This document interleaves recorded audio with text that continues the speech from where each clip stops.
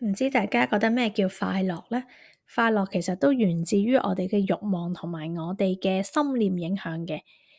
咁我今日同大家講嘅書就係西藏正念書。大家喺聽書之前，如果可以俾一個 like 我，俾個 comment 我，或者訂閱埋我嘅頻道，係一個對我好大嘅支持，我亦都會好感謝同好感恩。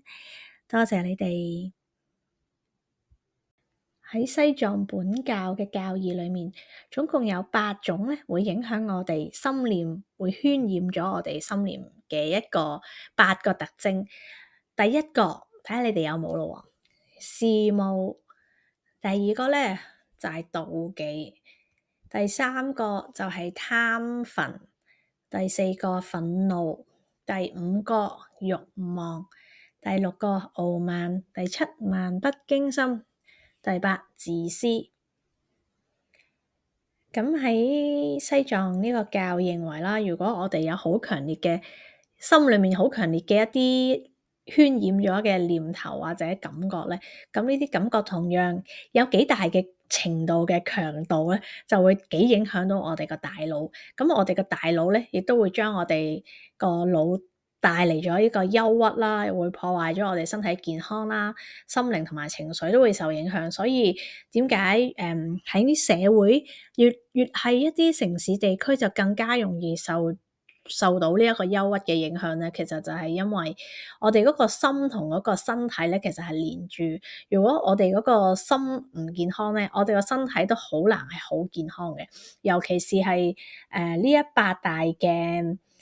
心念嘅渲染啊，我覺得係更加之會去影響，因為其實係本書都有講過啦，我哋係好難去逃離呢8大嘅感覺嘅。咁但係唔代表咗你有錯，即係你就算有呢8個感覺都好咧，都唔代表咗你做錯啲乜嘢，只係單純咁樣出現嘅啫。咁係因為佢係隨住於我哋嘅慾望衍生出嚟，我哋對呢一種情感、呢種情緒缺乏咗一個理解或者即係唔知佢點樣嚟，就覺得佢其實係衰。即係一聽到你好貪心，哎呀你好衰啊，你好貪心。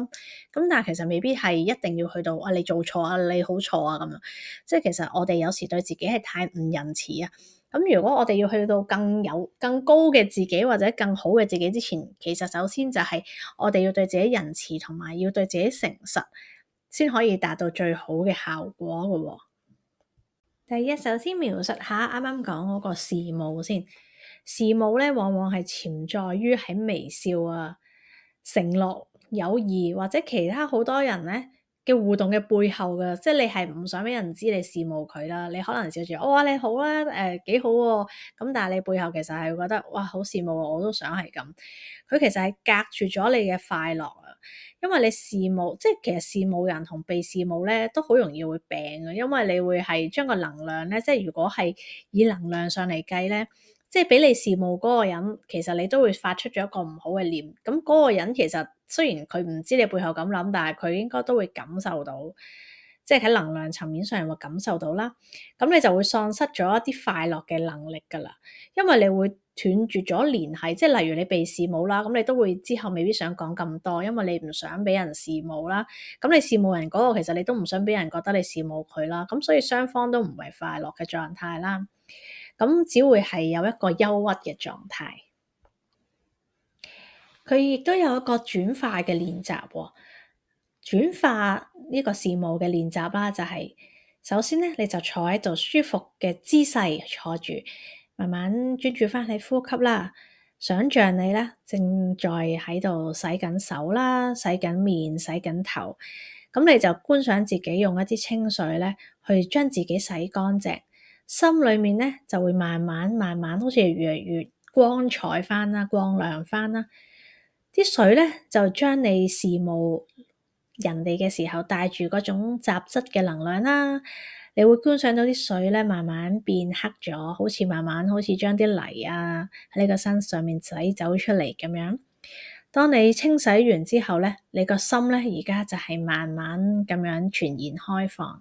咁當然我而家講就好似好快，咁當你真係要做嘅時候，你大概記住呢一種步驟，咁你就將佢放慢，慢慢觀想，慢慢做。跟住你就慢慢釋放你嘅羨慕嘅感覺。呢個時候咧，你就慢慢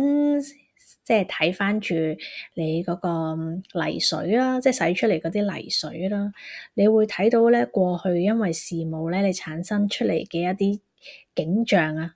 或者心情，你將佢發現自己咧，其實事務嘅本質，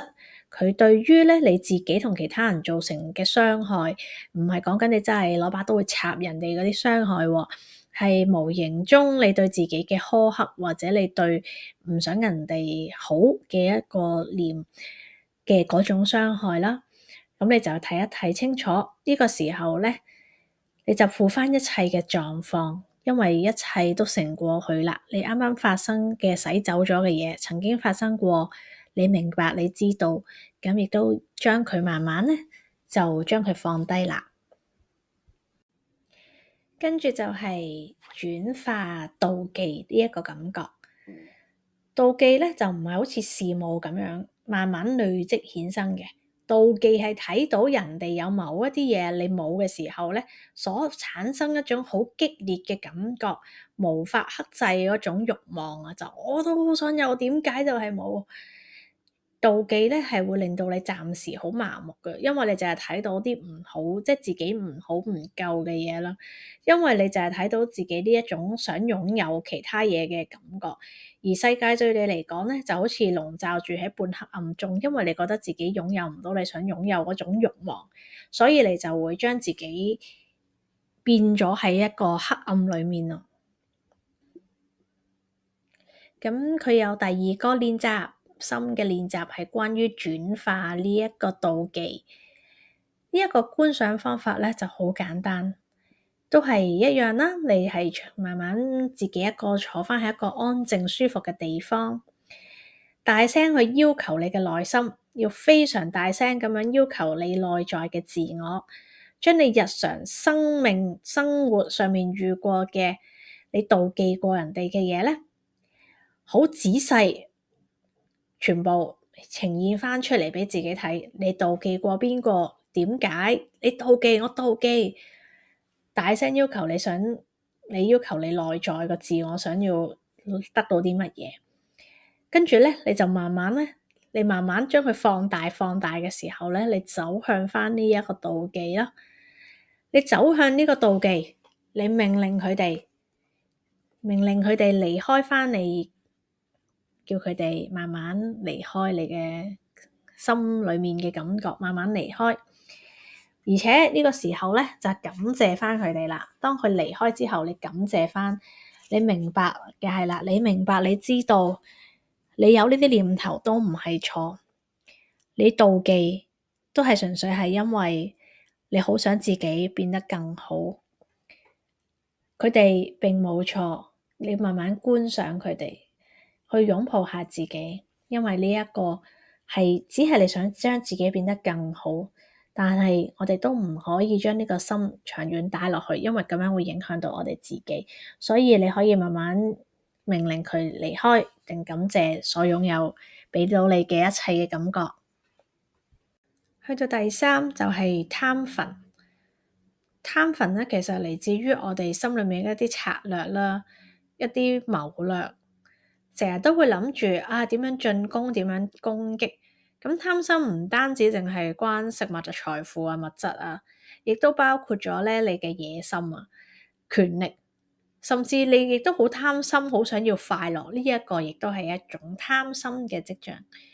佢係一個咧你未經過，即係你未經過你去調整你想要嘅一啲嘢，即係你淨係有策略去做一啲嘢，但係你又冇諗住，你冇諗過點解你會想咁樣樣。你總之你就渴望堆積住一堆好嘅嘢，你想令到自己變得好安心啦，好安全啦，想你自己比其他人好啦。貪心好容易會令人生病嘅，因為咧佢會產生一種好唔安全嘅感覺。因為好多人覺得就係有錢嘅人啦，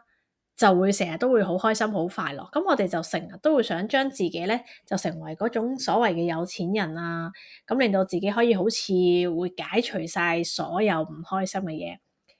咁所以貪心就好似俾個海慢慢侵蝕咁樣嘅感覺。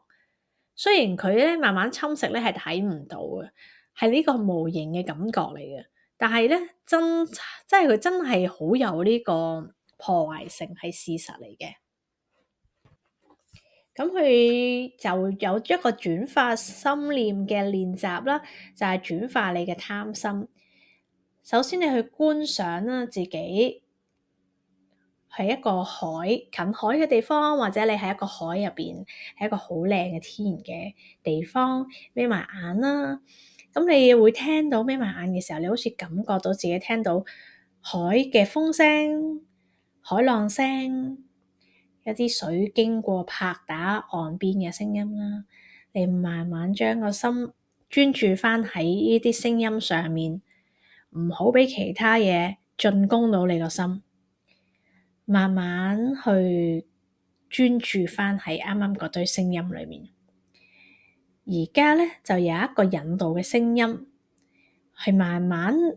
將你嘅貪心啦，慢慢就好似蠶食咗咁。你好似觀想慢慢一個海浪打過嚟，將你某一個貪心嘅諗法、念頭咧，又再食一下。將個海水再打過嚟嘅時候咧，就再將某一個感覺再蠶食一下。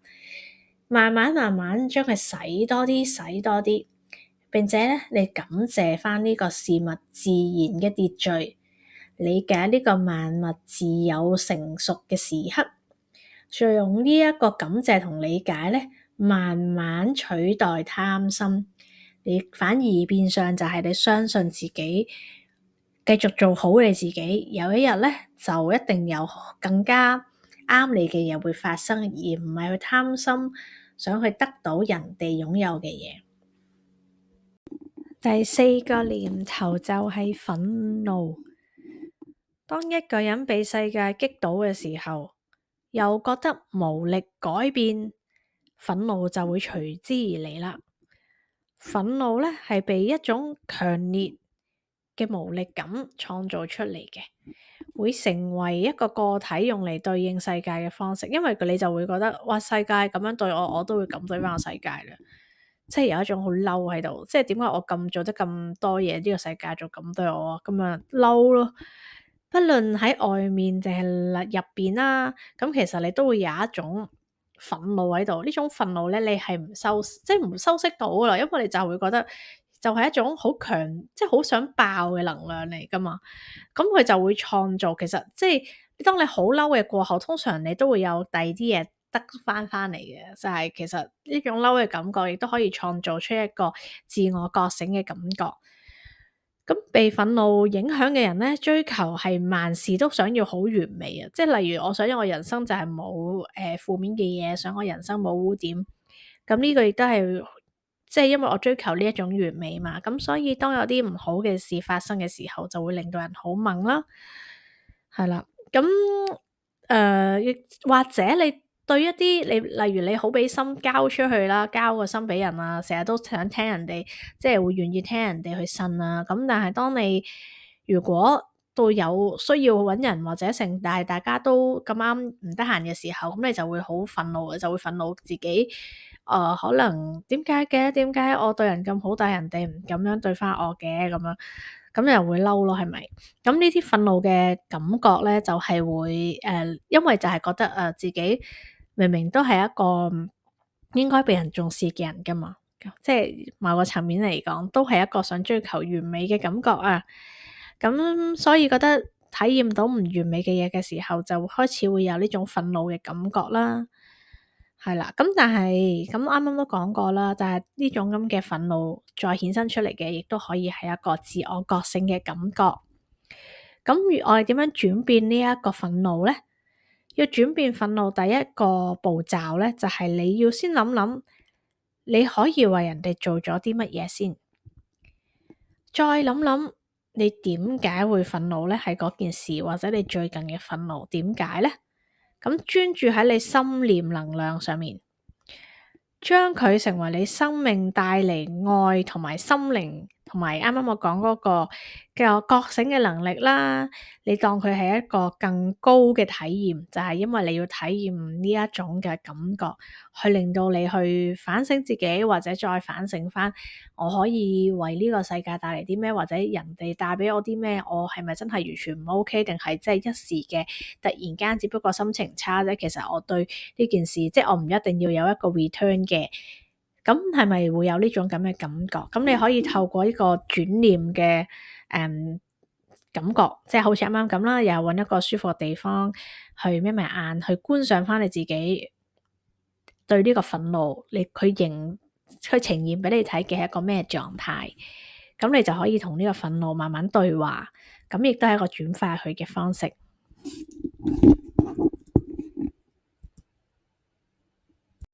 第五個念頭，慾望。慾望呢，就係我哋成日都想令到所有嘢呢都順順利利嘅，所有嘢都如你心，即係咁順利，如你所想。慾望係一種想控制嘅一個渴望嚟嘅，其實亦都係，因為慾望佢渴求嘅就係以佢自己嘅經驗去辨認一切啊嘛，即係你覺得啱嘅嘢就係啱，我想要嘅嘢就係我想要嘅。佢只相信自己嘅行動，係唔會相信其他人可能同你講話，唉，你都唔使做呢啲住㗎啦，唔緊要，即係唔一定要做㗎嘛。咁但係你就覺得一定要做，一定要做，唔做咧你就會覺得即係唔舒服啊。慾望同傲慢就好似灰姑娘裏面咧嘅兩個醜姐姐咁樣咯，即係俾慾望影響嘅人啦，通常都會好多人咧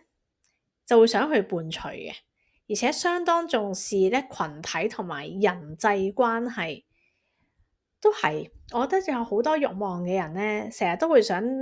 俾即係同多啲唔同嘅人相處，就等啲人可以俾到啲嘢自己嘅一種渴望啊！亦都係一個慾望嚟㗎，即係好似有啲人就會話，你要向上就一定要同啲比你更叻嘅人啊，咁呢種亦都係慾望，因為你就會覺得即係你要向上嘅慾望啊嘛，咁你就只會睇到嗰堆你認為對你有幫助嘅朋友咯，即係嗰啲低，即係你以為比你低嘅朋友，佢就一定唔會再同你相處到，因為你會覺得自己你個慾望就係要向上嘛，咁所以唔符合你慾望嘅嘢咧，你通常都唔會再揾佢嘅。咁所以其實係相當重視呢一個群體同人際嘅關係。佢哋在乎群體同人際關係咧，其實係勝過於任何嘢，因為佢會覺得嗰個係佢嘅核心啊。因為同人互動嗰個核心，佢哋係真正最關心嘅嘢，就係佢哋想要得到佢哋想得到嘅嘢。咁我哋都有轉化慾望嘅一個小練習，亦都係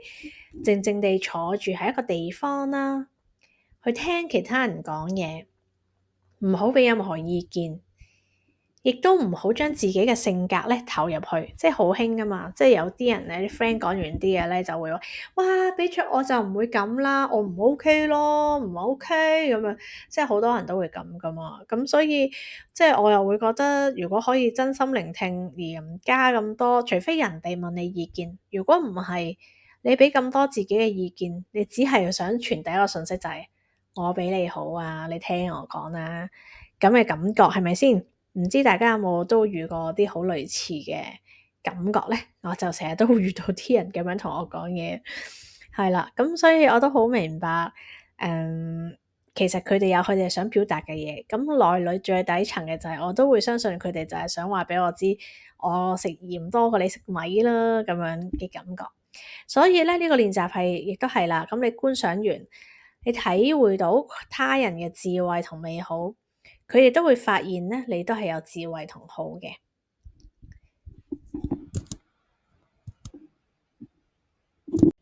第六個，傲慢。傲慢其實係嚟自於缺乏自信嘅表現。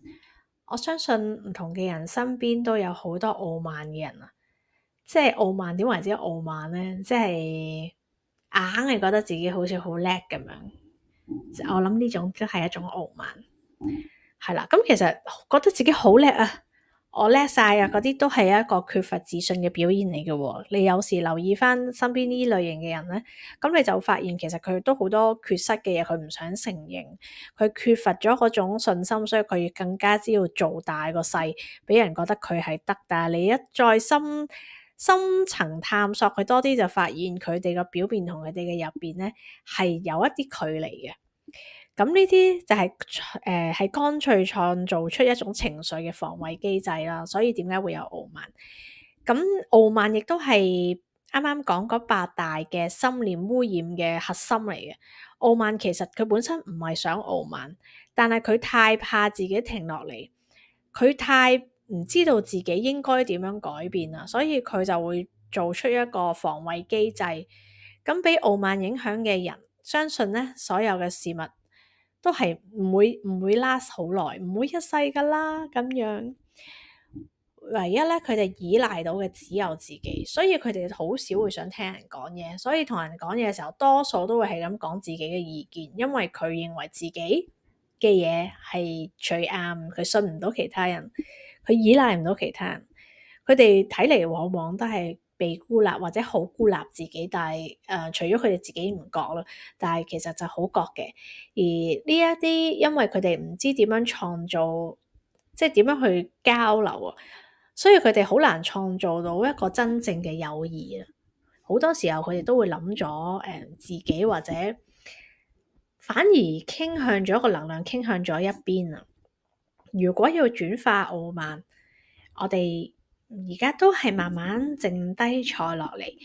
你去諗一諗，你成就咗啲乜嘢？如果你認為自己係一個傲慢嘅人，你可以問下你自己，你成就咗啲乜嘢係 for 你自己嘅？你真正嘅價值咧，又係啲乜嘢咧？咁你又開唔開心啊？你了解自己有幾多啊？你覺得自己了解自己多定人哋了解你多啲咧？定係你想唔想人哋了解你啊？你係唔係好鍾意同人分享自己嘅嘢？咁點解你會想分享自己嘅嘢咧？你再拆解背後嘅原因，你有冇覺得你認為真正嘅朋友啊？你要好嚴肅去思考一啲呢啲嘅問題，因為有時傲慢係會傲慢到連自己都遮住咗自己嗰個心眼。當你有所領悟啊，或者你覺得頓悟到某一啲人生體驗嘅時候咧，就要以自己嘅愛去灌輸、灌溉佢哋啊！即係你就要將你自己嘅頓悟，你去將自己嘅種子慢慢去淋下水啊，等佢慢慢成長，就成為咗一個更加正念嘅自己啊！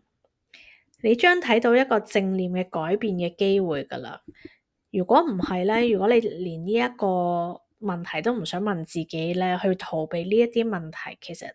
亦都好難去達到真正嘅快樂。第七個漫不經心，漫不經心同 hea 其實都係一線之差啦。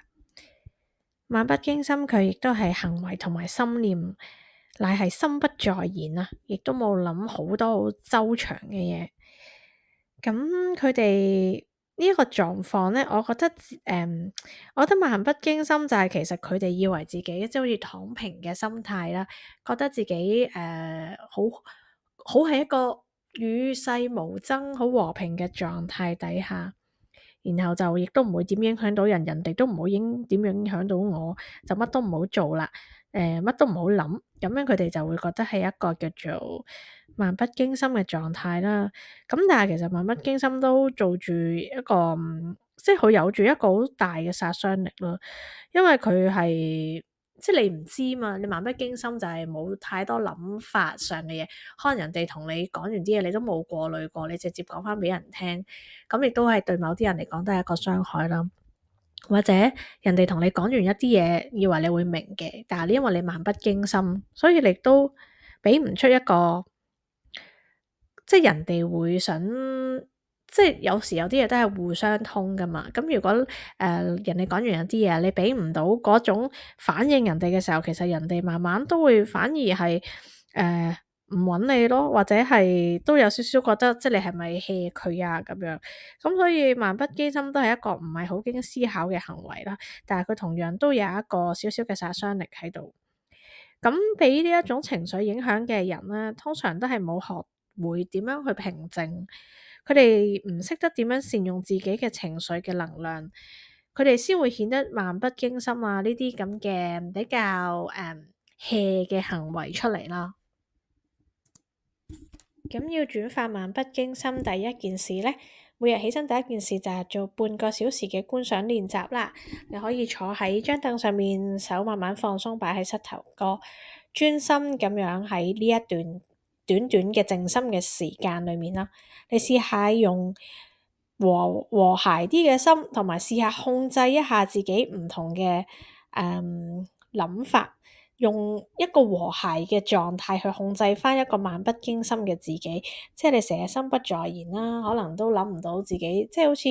都唔知自己做緊乜咁嘅狀態。咁就試下俾一個和諧嘅感覺自己，控制自己嘅諗法。我知道自己而家做緊乜，我為自己嘅人生嘅呢一段時間裡面去做出一個正念嘅練習，咁可以俾多啲咁嘅指令自己。喺呢段時間裏面，呢個短短嘅靜心時間裏面，我又冇犯下任何嘅錯，所以其實我去做出一啲控制嘅反應，其實都可以嘅喎，即係唔一定係我所有做嘅嘢都可能會錯，所以我就乜都唔做啦咁。咁呢個狀態底下，慢慢試下練習多啲俾自己嘅一個指令，和諧嘅指令，令到自己對所有嘅事慢慢上翻心，咁就慢慢可以轉化到呢一個漫不經心。最後一個第八個就係自私。當一個人嘅身體或者情緒都缺乏自我覺知嘅時候咧，啲自私就會舉手，因為我喺度，我出嚟啦，我出嚟啦，咁樣就係自私嘅衍生啦。缺乏自我覺知咧，係會導致寂寞嘅，而呢一個影響亦都係會影響腦裡面嘅一啲分泌物啦，會令到你有同情緒相關嘅問題會出現啦。咁所以自私，你看似都係為自己好而去做㗎嘛，有好多自私嘅行為，但係佢往往得出嚟最後都自私嘅人咧，好多時候都會唔開心，係因為自私其實本身就係一個唔係大於愛嘅行為咧，咁就會令到自己有少少係為咗 protect 自己某啲嘢而去做，咁自私會上癮。一個越自私嘅人咧，佢就越依賴自私嘅一個能量，因為自私係一個防衛機制，佢亦都會偷走你嘅活力，因為你就唔敢再去做出一啲帶有愛啦，或者嘅一啲嘗試，因為你想令到自己可以處於喺一個舒適嘅空間。等你咧就唔，因為你又冇咗嗰個動力去探索，你就自然會對好多事咧，你都唔會關心，因為你除咗對自己得唔得到利益以外嘅嘢咧，你都提唔起任何興趣。咁如果你要轉化自私咧，咁佢嘅心念練習就係慢慢輕鬆咁樣咧，就瞓喺地下啦，可能你可以瞓喺瑜伽席上面，咁輕鬆慢慢舒展翻你嘅四肢。然後再想像咧，你嘅身體慢慢開始融化，再融化，慢慢地下嘅熱力咧，就將你嘅身體慢慢變成咗灰燼，剩低你個心臟。你個心臟係一個仲係喐得好靚嘅心臟，然後你就慢慢就將你嘅軀殼好似慢慢翻入去你個心臟入邊。去想像一下，你嘅心開始產生一啲新嘅念頭，而呢一啲念頭咧，又創造出咗新嘅情緒喎。例如呢一個念頭係，你感受到你周圍所有嘢嘅震動，嗰種和諧嘅感覺啊，或者你開始會諗起某一啲人啊，你生命中其實都有遇過一啲令你感覺到好有愛，你都想對佢無私奉獻嘅人，有冇啲咁嘅人嘅存在？咁你就開始將呢啲感覺放大返喺個心度。當你慢慢擁有更多愛嘅感覺啊，和諧嘅感覺嘅時候咧，就會做出一啲新嘅情緒啦。新嘅情緒衍生就會慢慢咧，將你嘅身體變返做一個軀殼啦，係更加之有愛嘅軀殼。咁你嘅身體就會慢慢告別你嘅自私呢個諗法。呢啲諗法全部都係呢八個諗法都係屬於我哋嘅諗法啦。其實對我哋人生都扮演住一個好重要嘅角色，所以了解翻我哋嘅情緒好緊要，了解邊一種情緒出咗嚟，亦都係一個好緊要嘅覺察。而我哋念頭每日都有幾千萬個咧，好難每一個都好意識到，但係大部分如果比較能量比較重嘅情緒咧，我認為呢本書係好仔細描述到一啲關於情緒嘅感覺㗎，同埋佢點樣轉化，同埋點樣出嚟。我覺得呢個係好值得大家去了解下嘅一本書啦。我啱啱講嘅呢個內容，只不過係一個冰山一角嘅內容。呢本書仲有好多關於情緒上同埋轉化上嘅嘢，好值得去睇嘅。咁所以希望大家都鍾意我講嘅呢一8個情緒轉化練習同埋描述嘅呢個情緒。Thank you。